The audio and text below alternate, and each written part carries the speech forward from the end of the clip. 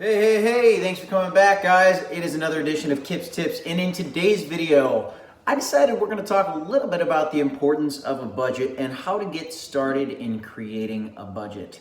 Okay, so what is a budget? A budget is you figuring out how much you got coming in, how much you got going out. I'm going to keep it that simple.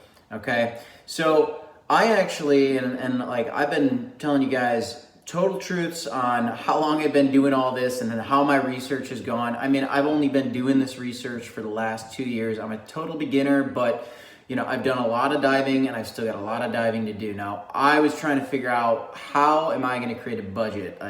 First, it was actually, I don't want to create a budget. A budget's so boring. I do fine. I make enough money. I save plenty. I don't spend that much. And then I created a budget, and then I figured out, oh, wait, maybe I spent a lot more than I actually thought I did. And maybe I need to really create this budget and try to plan out how much I'm going to spend on this and how much I'm going to spend on my groceries and what my fixed costs are for living, whether it's my rent or my car payment or all that fun stuff, which isn't really that fun. So I said in a couple of my videos, there's a couple different options out there for you guys. Mint is a really great option. It's the one that I use currently. I'm going to show you guys in today's video what I actually started with on my budget, and I'm gonna share my screen with you guys. I'll add in a little slide, and I'll kind of show you a screen snapshot of the budget that I have here in my hands. But like I said, I currently use Mint. Now, Mint is an app you can download on your iPhone. It is a very well laid out app, and you can actually pull in, if say you got your Chase account, you got a Charles Schwab account, say you got a Robinhood account, let's say you got a Coinbase account, let's say you got all these different accounts, you've got your utility bills, all these different accounts that you can tag into Mint for your car payment. You can literally tag in everything into your Mint account, with the exception of some vague cryptocurrency sites. Like you can't do Coinbase or Crypto.com. You can't find on there. You can't find Bittrex. You can't find any of that stuff. But all the big things that you want to include in your budget and include into your total net worth, which Mint will show you, your net worth, your budget, what you have coming in, what you have coming out. What your spending looks like in certain categories for your growth, like when it goes up or down. And you can analyze all that data however you want. But that's a great one. YNAB, you need a budget. YNAB, that's the acronym. That's another one you can download on your iPhone. I mentioned I don't really like the YNAB as much because that's something where it really shows you the money that you actually have as opposed to the money you expect to come in. And that is a smart way to look at it. But out of the gates, that was really hard for me to deal with. I don't think just jumping into a budget, I think that can be a really hard way of doing it. It's probably the smartest way of doing it, but it is very difficult to do it that way. And I didn't like thinking of it that way personally. So I created my own and I had some fun with it. I did some art and all that, and you'll see it. I'll pop it up on the screen here, but let me just kind of run through. I'm just going to lay out some, basically a little bit of what I make. I'm going to lay that out for you, some of my payments that I do, just to kind of give you an idea of an average dude, and the cost of living versus, what I've got coming in versus, what I got going out. So taking a look at it, what do you include in a budget? So I laid it out where I have my needs, I've got my wants, I've got my investments, I've got my income, and then I've got my secondary income all laid out, and it's kind of an interactive spreadsheet where whatever I punch in a number, it'll automatically populate whatever the number is if I change my totals, if I change one of the numbers, which is pretty neat. So under my needs section, which is my money that's going out each month, the money that I'm spending, and I don't even have a say in it. I gotta spend it unless I, sell my car or get out of this apartment or whatever. So I've got my needs, I got my rent, I've got my car payment, I've got my utilities, I've got my internet, I've got my groceries, I've got my gas, I've got my insurance, and then I have a debt actually with my sister actually lent me a little bit of money, so I'm paying that off over the next few weeks. I've got that included in there right now. For wants, what else do I have put in there? I've got eating out. I've got candles. I really like candles. I love candles. I don't know. I haven't been buying them lately, but I have them budgeted in here for some reason, which is weird. Trips. I haven't even gone on any trips. I'm planning one with my girlfriend here soon. Hopefully we get to go on that one soon. And then gifts, so that's kind of what I have.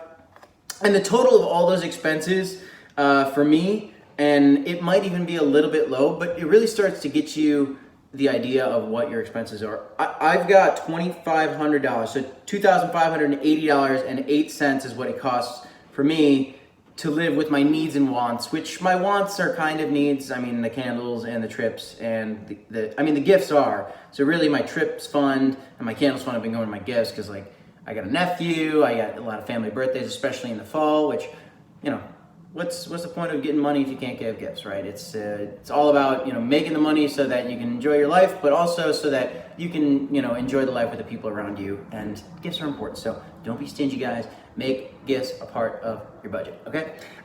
So for me, a total of the money coming out for me, and like I said, this is probably a little bit low because I probably do a little bit more in groceries. I probably have like $400 in groceries, but I've only got $300 a month listed for groceries here.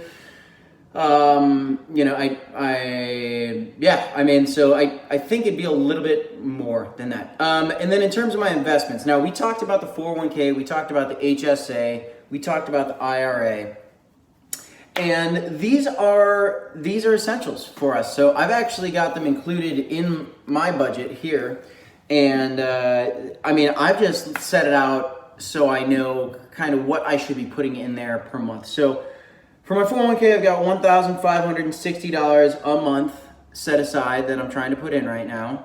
I've got $500 a month for my Roth IRA, and I've got $0 right now for my HSA. And that's because, like I told you guys in my last video, when I had the opportunity to enroll for my HSA, I didn't do it. I didn't know what an HSA was at the time, and that was within the last 9-10 months here. So I just learned about it. I'm going to enroll for my HSA as soon as I have the opportunity, and then I'll be making sure that I take, the limit is $3,550 a year, so I'll divide that by 12, and I'll try to put that amount in per month. I'm not quick at mental math, so whatever $3,550 is divided by 12, that's what I'm going to try to add. So in total, right now, without the HSA contribution, I'm trying to also save $2,060 a month, and that's me trying to max out my 401k and my IRA. I've got a Roth IRA. So my 401k and my Roth IRA, I'm trying to max those out every month. And so if you put those two together, that cost right there is irrelevant. Let me actually continue here. So then I've also got my income listed, I've got my commissions listed, and then I've got like they reimburse me for my car when I drive, which I'm not really driving right now because of the pandemic, but I've got that listed as well in terms of what I have coming in. So what I have coming in, it's about $5,000 overall if I include all that, and that's actually probably a little high actually, just because of coronavirus, and I won't get into like what my salary is and all that, but after it's all said and done, maybe about $5,000 a month, and that's I'm very fortunate to have that. I feel very grateful for that, especially during the pandemic. To any of you guys that are looking for jobs out there, good luck in your hunt. I definitely wish the best for you. But that's just kind of what I have going in. So if I take that number, and then I have a section that's called the big equation. So what I did there is I took the total income that I had coming in, which is, like I said, about $5,000. I have the total cost of living, which, like I said, was about $2,580. And then I've got my total amount invested. And now when you take into account my total income and you subtract the cost of living and you subtract the total amount I have invested, that leaves me with $438 left that I haven't done anything with. So that's, I've got my money, I got my paycheck, I spent $2,500 on my living. I spent about $2,000 a month on my investments for my 401k, my IRA. And then I take those and I subtract them from my income.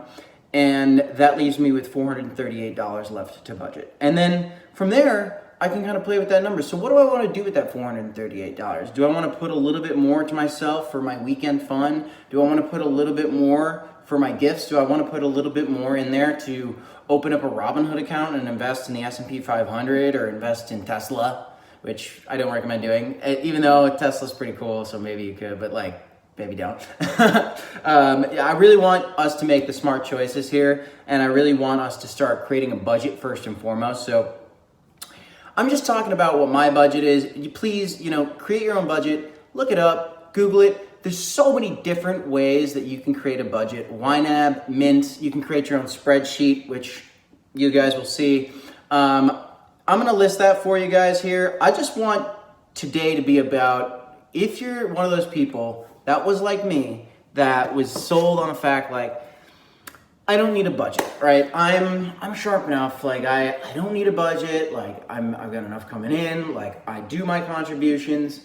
That's fine, you are great, you're doing a good job, but just do it for fun, because here's the lesson. I did my budget and I found 2 reoccurring subscriptions that I could get rid of. One, a video game, which I'm too embarrassed to even mention, it's World of Warcraft. I play World of Warcraft. I canceled that subscription. Oh my God, why was I paying that when I wasn't even playing it? How dumb. The other one was my utility bill. I was getting my internet service is not so great anyway, but I've got Comcast. I called them, I looked at it, my bill went up, and if I hadn't created a budget, I wouldn't have seen that my bill went up, and then I called them, I addressed them with it, and now I got a huge discount on my internet. So that's great. Check it out. See where you can save some money. See if you can trim down that grocery bill. See if you can, maybe you gotta argue a charge that somebody charged you and it's a service that you're not using, or maybe you didn't pay for it. Make sure you're finding every opportunity for you guys to set aside some money for yourselves, to find some savings, take some extra cash, maybe invest it in something. Create a budget. Please write some questions below. Please comment. Let me know what you think about my budget. I do also, like I said, I'm using Mint. So the budget that I'm going to show you guys on the screen is not the budget that I'm actually using today. I am using Mint.